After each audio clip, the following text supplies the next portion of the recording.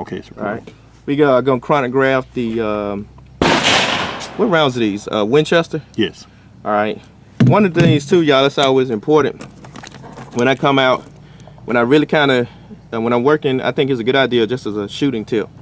When you got a particular firearm that you're training on, you gotta get. Consistency means accuracy. You wanna, even if you go to Walmart, buy your ammo from Walmart, you wanna buy.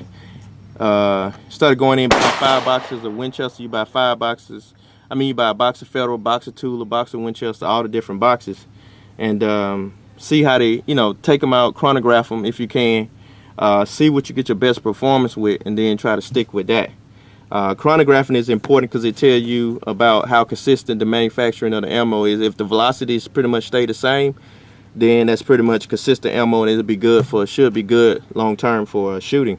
So when you come into the range, you can come for fun, but always bring a pad and pen so you can, just measure your results, so you can measure your performance.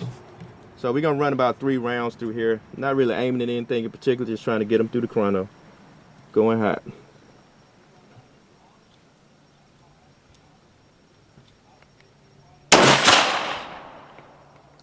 $12.41. That's fast.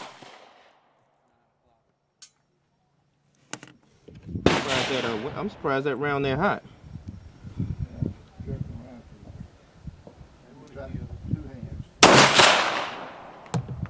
$12.11. In terms of consistency, what would you say the spread needs to be to call a particular manufacturer's brand or a box consistent? I like to kind of keep it, with your mean deviation, like 34, 40, you know what I mean, something like that, 30 to 40 feet per second. Okay. If you start getting off into the hundreds, that's a big difference in velocities, you know what I mean? Gotcha. And I want to say 50 or below, you know what I mean? Okay. To me means it is very consistent, you know what I mean? So that's not bad. 12.41, 12.11 is pretty good so far. We're gonna run 5 total, so we'll see what kind of consistent. I'm actually surprised because I didn't know. I thought the Winchester, I didn't know it was shooting at full. To me, that's like full velocity for commercial. Somebody recommended the Winchester in the white box to me. I used to hate Winchester in white box. We had a lot of problems with it in the past. That's why I wouldn't shoot it. I wouldn't buy it. But maybe something has changed. Maybe we were just getting some bad batches. But I hate it. I swore off of it. And if you look at our earlier videos, the only time I ever seen a gun have a what they call it, with a round don't have enough power. What's wrong with my memory? Well, you don't have enough power the round didn't have enough power to push the bullet out, and it got stuck. That happened when we were using Winchester. Randy was shooting a 45 at our Florida training event. Okay. But we'll see. This is actually better than I thought. See, that's 11.59. That's a little bit slower. I'm gonna give 2 more. Jot that down.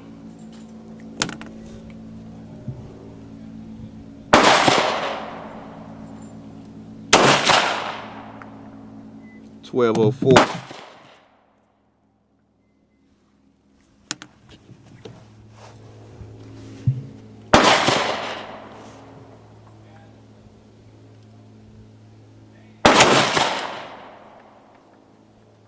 $11.71. See. Now, see, just when I was giving it credit. Yeah, I know, right? You have something like that.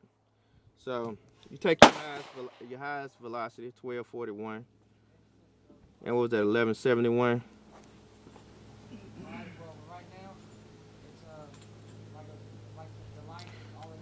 Burn. So that's a spread of 70. That's a little bit. That's not terrible, but it's not great either. You know what I mean? And it's not really that bad. You know what I mean?